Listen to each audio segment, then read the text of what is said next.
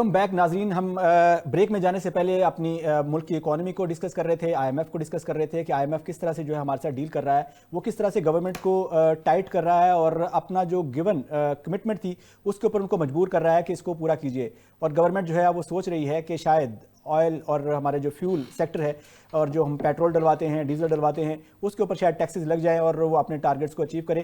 ہم بڑھتے ہیں اپنے اگلے ٹاپک کی طرف، اور ایک اہم ایشو جو ہے ابھی ڈسکس ہو رہا ہے وہ ہے پی ٹی آئی جو ہے وہ دوبارہ سے جو ہے وہ احتجاج کی کال دینے کی تیاری کر رہی ہے، اور کہا جا رہا ہے کہ عمران خان صاحب جو ہے وہ ملک گیر ہڑتال کی جو ہے وہ کال دے سکتے ہیں.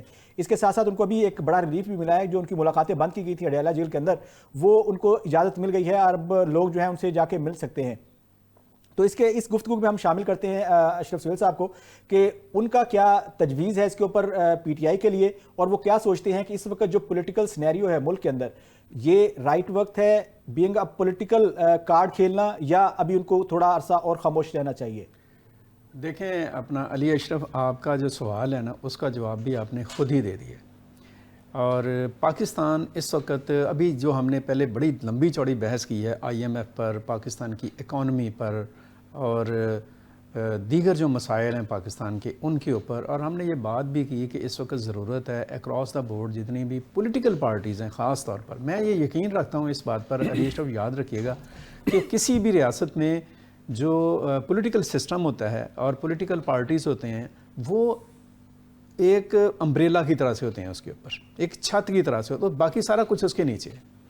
ہمارے سیاستدان جس وقت تک آپ یقین جانیے گا کہ اپنے مفادات سے باہر نہیں نہ نکلیں گے اور عوام کے مفاد کے ساتھ کھڑے نہیں ہوں گے اور عوام کے جذبات کو اور عوام کی سوچ کو ایموشنلی بلیک میل کر کے اپنے فائدے کے لیے، اور ان کا بھی کوئی فائدہ نہیں ہونا. نہیں اس میں دیکھیں by the end of day, میری بات پلیز میری بات سن لیں، آپ اپنا سوال رکھیں نا، میں کر لیتا ہوں. جی بتائیے. By the end of day ان کو ابھی کوئی فائدہ نہیں ہونا، آپ یقین رکھیں اس چیز کا، اور سب یقین رکھیں اس چیز کا. پولیٹیکل سسٹمز کی بات کی نا، باقی دنیا کے پولیٹیکل سسٹمز میں جو ہوتا ہے وہ جو اپوزیشن کے ساتھ وہاں پہ ہوتا ہے وہ یہاں پہ نہیں ہوتا. یہاں پہ آپ دیکھیں کہ اپوزیشن کو اس قدر جو ہے وہ مارا گیا ہے پچھلے 1.5 سال کے اندر، اپوزیشن جو یہاں پہ ڈالا گیا ہے، اس کے کارکنوں کو جیلوں میں ڈالا گیا ہے، عورتوں کو پکڑا گیا ہے، ٹھیک ہے، ان کے لیڈر کے اوپر جو ہے وہ سینکڑوں مقدمات قائم کیے گئے ہیں. تو یہ چیز جو ہے وہاں پہ نہیں ہوتی ہے. تو ہم اپنے جو ہمارے میرے اور آپ کے جو پوائنٹ آف ویو ہے نا اس میں ایک بنیادی فرق ہے. جی بتائیے. آپ اپوزیشن کو سمجھ رہے ہیں یہ جو 2 سال کی اپوزیشن ہے، میں اوور آل اپوزیشن کی بات کرتا ہوں. جی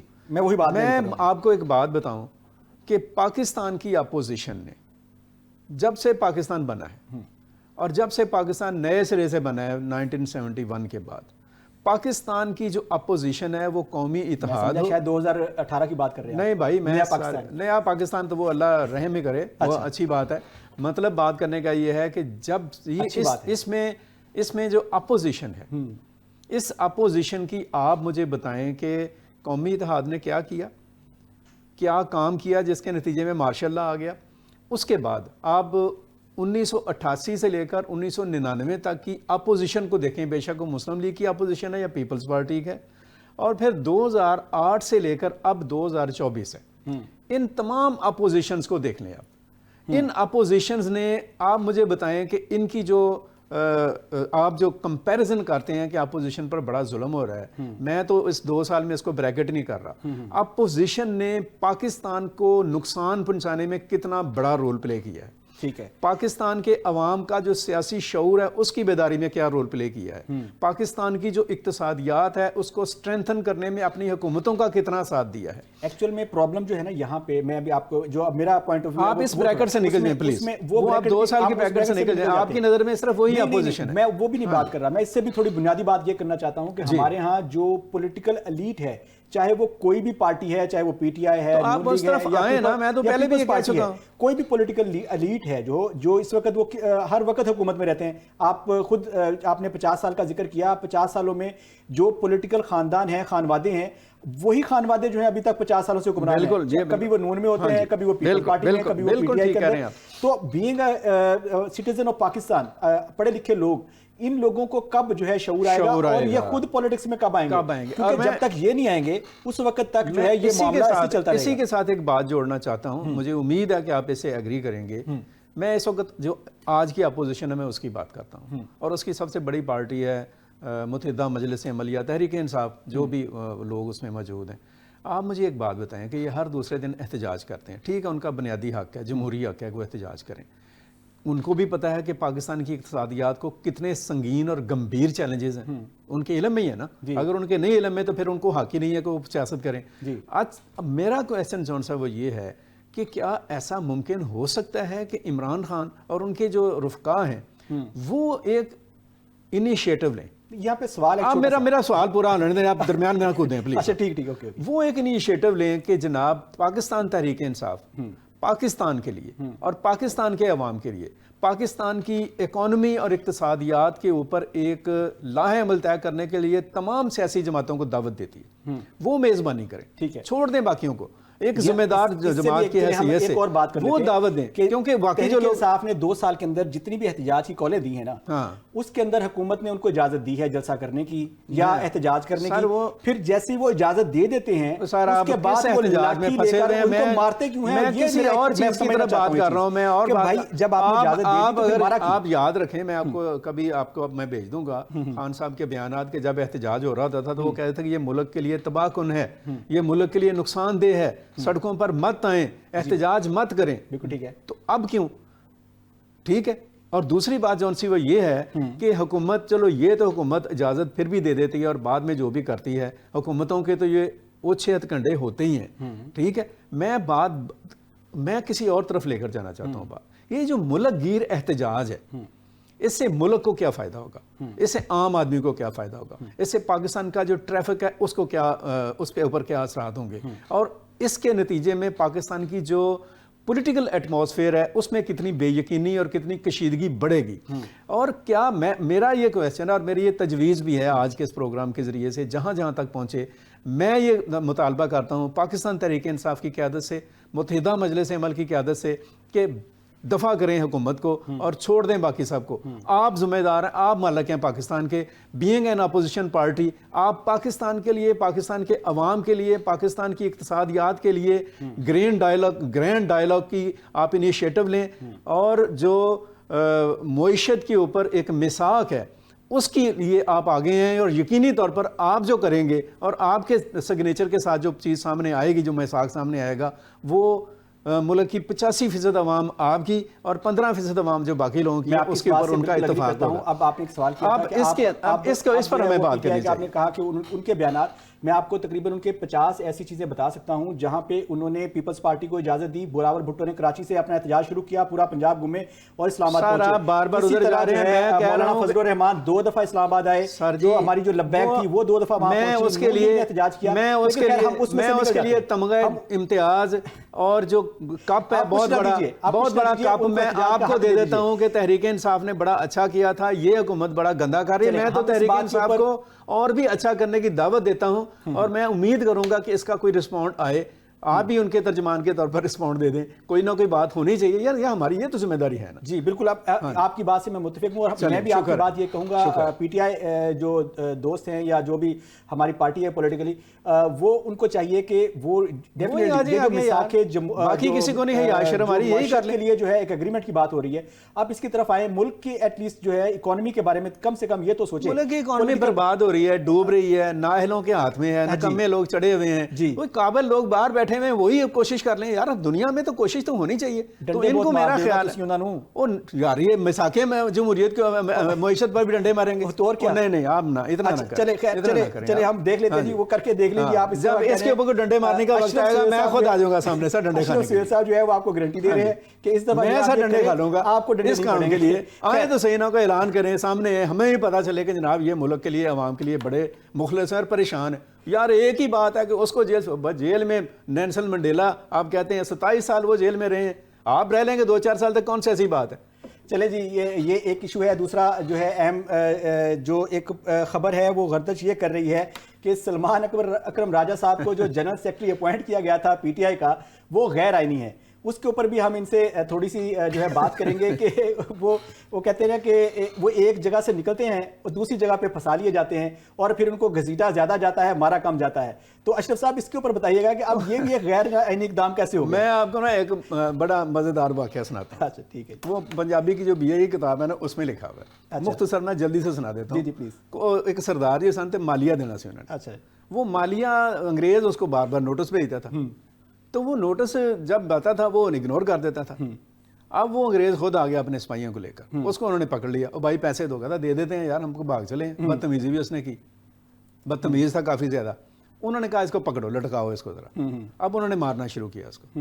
اب مار کھاتے کھاتے نا درمیان میں اس نے کہا یار ایک ہی دفعہ مار لو، مجھے نا منو ٹھنڈا دتا نہ کرنا. اب وہ انگریز خود بھی شامل ہو گیا. اچھا. اب مارتے مارتے نا سردار جی کی پگڑی کھل گئی، اور پگڑی کے کونے پر کچھ بندھا ہوا تھا. انہوں نے کہا یہ کھولو اس کو. جب انہوں نے کھولا تو اس میں تھے 64 روپے 25 پیسے. اچھا. انہوں نے کہا وہ مالیہ بھی اتنا ہی تھا. صحیح ہے. ایگزیکٹ وہی اماؤنٹ تھی. تو انہوں نے کہا یار سردار جی کی تہاڈا کام ہے کہ 100 گنڈے بھی کھادے جے تو 100 چھتر بھی کھادے جے، تسی یہ کی ہے؟ انہوں نے کہا یہ تہاڈا ہی واسطے مالیہ رکھا ہے سنبھال کے. تو کہتا تم نے دیا کیا نہیں؟ کہتا میں یہ سوچ رہا تھا کہ میں تھوڑا سا آپ کو خراب کر لوں. تو PTI کو سوچ سے نکلنا چاہیے کہ وہ لوگوں کو خراب کر کے اس طرح کا کام نہ کرے. اب سلمان اکرم راجہ کو اللہ تعالیٰ، میرے وہ بڑے قابل آدمی ہیں، اور ان کو جنہوں نے سیکرٹری جنرل بنایا. اب دیکھیں نا ایک طرف قومی اسمبلی میں ہے وہ اپنا عمر ایوب ہیں، وہ بھی سیکرٹری جنرل ہیں. وہ تو استعفیٰ دے گیا تھا. اب دیکھیں نا میرا مطلب ہے کہ یہ چیزیں جو سی ہیں نا، اب ان کے پارٹی کے اندر کبھی ہم کہتے ہیں جی وہ الیکشن جو ہے وہ اس کے اوپر بات ہے، یہ نون لیگ پر کیوں نہیں آپ نے کیس کیا، کبھی ہم وہ بات. میرا خیال ہے کہ پاکستان تحریک انصاف کو ایک بڑی پولیٹیکل پارٹی کے طور پر، ایک سیاسی جماعت کے طور پر سیکھنے کی ضرورت ہے، بہت زیادہ سیکھنے کی ضرورت ہے. اپنے ایٹیچیوڈ کو مزید میچور کرنے کی ضرورت ہے. ہم امید کرتے ہیں کہ پاکستان تحریک انصاف اپنے تمام تر اپروچز کو پاکستان کے عوام اور پاکستان کی سلامتی اور سیکیورٹی اور پاکستان کی اکانومی کے ساتھ جوڑ کر اگر آگے بڑھے گی تو انشاءاللہ ان کو کوئی روک نہیں سکتا. آخر میں ہم بات کریں گے عرب اسلامی کانفرنس کی. اس کا جو ایک آخری سمے لے کے پیغام دیا گیا دنیا کو، یا اس کا جو نتیجہ آخر کر کے کنکلیوڈ کیا گیا، اس میں یہ کہا گیا کہ جو اس وقت غزہ میں نسل کشی کی جا رہی ہے فلسطینیوں کی، اس کو روکنے کے لیے اسرائیل کو جو بڑی طاقتیں ہتھیار فراہم کر رہی ہیں وہ روکا جائے تاکہ انسانیت کا جو خون ہو رہا ہے وہ رک جائے. وہاں پہ آپ کو پتہ ہے کہ اس وقت 50,000 کے لگ بھگ جو انسان ہیں. ہم اس کو کسی مذہب سے بھی نہیں جوڑتے، ہم صرف انسان کی بات کرتے ہیں. انسان ہیں اور انسانوں کے بچے اور عورتیں اس میں زیادہ ہیں. وہ اپنی جان سے جا چکے، ان کا خون بہہ چکا. تو یہ دنیا جو ہے وہ کب اپنی آنکھیں کھولے گی؟ ان کو انسان کب کنسیڈر کیا جائے گا؟ اور کب جو ڈرینکولا ہے اسرائیل اس خطے میں بیٹھا ہوا ہے، بدماشی کر رہا ہے، اس کو کب روکا جائے گا؟ تو اس کے اندر اشرف صاحب دیکھیے، ایران نے ایک بڑا زبردست جو ہے ایک بیان بھی دیا ہے. اس نے کہا ہے کہ اگر ایران اب دوبارہ حملہ کرتا ہے ہم پہ، تو ہم اسرائیل اگر ہم پہ دوبارہ حملہ کرتا ہے تو ہم اس کو اس کا جو ایکسکلیشن ہے وہ پھر ہمارے کنٹرول میں ہوگی. اس کو ہماری خود مختاری کا جو ہے اس کو احساس ہونا چاہیے. اور پلس جو ہے عرب ممالک جو ہے اب وہ بھی تھوڑا سا کنسرن شو کر رہے ہیں اور سب نے مل کر جو ہے ایک آواز ہو کے جو ہے آواز بلند کی ہے. تو اس کو کیا دیکھتے ہیں کہ اس کا دنیا کے اوپر کوئی اثر ہوگا، یا پھر اس کو وہ ریجیکٹ کر دیں گے، یا اس کو کوئی آئی گئی سمجھ کے چھوڑ دیا جائے گا؟ جی علی اشرف، آپ نے بہت اہم نقطے کی طرف توجہ دلائی ہے، بہت ہی اہم کویسچن ہے آپ کا. میں تھوڑا سا اس کے اوپر نا چند آپ کہہ لیں کہ اپنی گفتگو میں اس کو کنکلیوڈ کرنا چاہوں گا. کل یہ جو اجلاس ہوا ہے نا، عرب اسلامک سمٹ کانفرنس ہوئی ہے ریاض میں، سعودی عرب میں. اس میں کوئی 50 اسلامی ملک آئے ہیں. ان کے زیادہ تر سربراہان، صدور اور وزرائے اعظم جو ہیں وہ اس میں شامل تھے. اس میں ٹرکی کے رجب طیب اردوان تھے، اس میں پاکستان کے شہباز شریف تھے، اس میں فلسطین کی اتھارٹی کے جو ہیں محمود عباس وہ تھے، اور اس میں جتنے عرب ملک ہیں ان سب کے سربراہان تھے، انتہائی اعلیٰ سطح کے لوگ تھے. اور پلس 50 اراؤنڈ کنٹریز جو سے ہیں اسلامی کنٹریز ور دیئر. اس جو سربراہی کانفرنس کا ایک انتہائی غیر معمولی آپ کہہ لیں پہلو جس کا آپ ذکر نہیں کر سکے، شاید آپ کے توجہ سے اوجھل ہو گیا، وہ ہے MBS محمد بن سلمان کی تقریر. اور اس تقریر میں انہوں نے پہلی دفعہ ایور فرسٹ آپ کہہ لیں انٹرنیشنل پولیٹکس میں محمد بن سلمان نے ایران کے لیے آواز اٹھائی. آپ اگر ہو 2016 میں ایران اور سعودی عرب ایک دوسرے کے سامنے کھڑے ہوئے تھے. آج محمد بن سلمان نے کہا ہے کہ ایران کی سلامتی، خود مختاری، اس کا اقتدار اعلیٰ اور اس کا دفاع انہوں نے دنیا سے کہا ہے کہ اس کو اسرائیل سے انشور کرایا جائے اور اسرائیل کے اوپر یہ دباؤ ڈالا جائے کہ وہ ایران پر حملہ نہ کرے. یہ بہت بڑی یہ ایک بہت اچھا. اور اس کے ساتھ میں ذرا پروگرام بھی اینڈ کی طرف جا رہا ہے لیکن یہ بڑی اہم ڈیبیٹ ہے اور اس کے بارے میں پتہ چلنا چاہیے. دوسری اس کے ساتھ جو انگیج ہوئی یہ چیز وہ یہ ہے کہ اسرائیل جون سا ہے اس کے ساتھ امریکہ کی الائنمنٹ وہ آپ کو پتہ ہی ہے.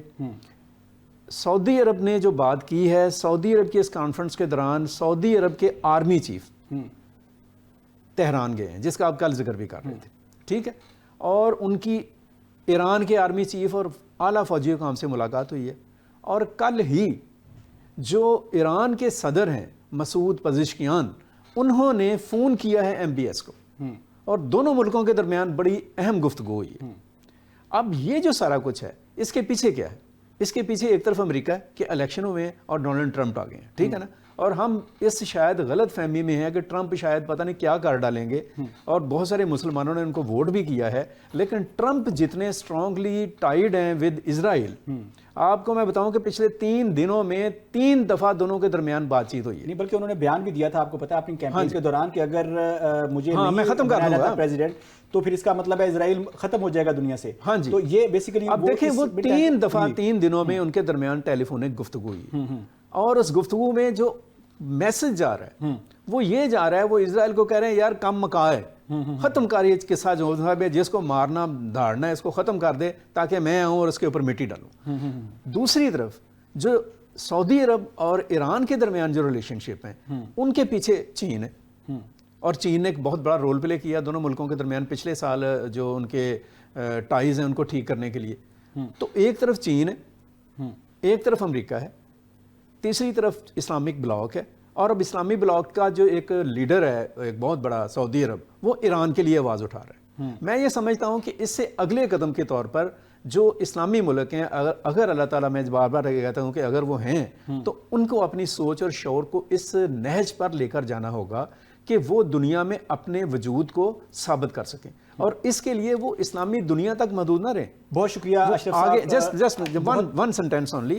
اب وہ چین سے رشیا کے ساتھ اپنے ریلیشن شپ کو سٹرونگ کریں اور دنیا میں ایک ایسا بلاک بنائیں کہ جو امریکہ کو ایک کال دے سکے, آنسر کر سکے کہ وہ اسرائیل کو لگام ڈالے. یہ ہماری ایک بہت اچھی خواہش ہے اور سمجھ لیں کہ ایک ہماری وش ہے اور بہت عرصے سے ہے, اور اس کے لیے ہمارے بہت سارے حکمران جو ہے کوشش بھی کرتے رہے, اور وہ قربانی کے بکرے بھی بنے. اسی وجہ سے انٹرنیشنل طاقتوں نے ان کو ایلیمنیٹ کر دیا تھا کہ وہ یہ کوشش کر رہے تھے کہ اسلامی بلاک بنے اور وہ اتنا طاقتور بنے کہ وہ دنیا کو جواب دے سکے. مگر ایسا ابھی تک پاسبل ہمیں نظر نہیں آتا, کیونکہ ہمارا جو مسلم ورلڈ ہے وہ مختلف دھڑوں میں بٹا ہوا ہے اور ہر کسی کا اپنا اپنا انٹرسٹ ہے, اور وہ بجائے امہ کے وہ اپنے انٹرسٹ کو پروٹیکٹ کرتا ہے. تو لیکن ہماری خواہش یہی ہے کہ سارے جو مسلم ممالک ہیں وہ مل کر ایک ایسا بلاک تشکیل دیں کہ دنیا ان کی آواز کو سنے. ہم یہ نہیں کہتے کہ وہ دنیا پہ چڑھ دوڑے, لیکن ایٹ لیسٹ ان کی آواز میں اتنی طاقت تو ہو کہ لوگ اس کو اہمیت دیں اور دنیا جو ہے ڈپلومیٹکلی اس کو سنے اور اس کے اوپر ریئیکٹ کرے. اس کے ساتھ ساتھ ہم آخر میں بات کریں گے اپنی جو پولیسنگ ہے ہمارے ملک کے اندر, پنجاب پولیس اسپیشلی جو ان کا رویہ ہے اپنی عوام کی طرف, ہم ان سے ریکویسٹ کریں گے کہ عوام جو ہے وہ آپ کو اپنے محافظ کے طور پر لیتے ہیں. آپ جس طرح سے ان کے ساتھ جس رویے سے ان کے ساتھ پیش آتے ہیں, عوام آپ سے تھوڑے سے جو ہے خائف ہیں. جو رپورٹس آ رہی ہیں, آپ کا جو کرپشن انڈیکس ہے وہ بہت زیادہ ہے, تو پلیز عوام آپ کو ہر طرح سے فیسیلیٹیٹ کرتے ہیں, آپ کو کرپشن کے لیے پیسہ بھی جو ہے عوام سے ہی ملتا ہے, لیکن آپ اپنا رویہ جو ہے وہ تھوڑا سا درست کیجئے عوام کی طرف, تاکہ کل کو کبھی ضرورت پڑے تو چائے پانی یا کرپشن جو بھی ہے, لیکن ہم یہ ریکویسٹ کریں گے کہ آپ اپنا عوام کی طرف جو رویہ ہے اس کو درست کیجئے. اس کے ساتھ ہی ہمارا جو آج کا پروگرام ہے اس کا وقت ختم ہوا. کل تک کے لیے ہمیں اجازت دیجئے. کل ہم دوبارہ حاضر ہوں گے نئی سٹوریز کے ساتھ, نئی خبروں کے ساتھ اور نئے تجزیوں کے ساتھ. السلام علیکم. پاکستان پائندہ باد.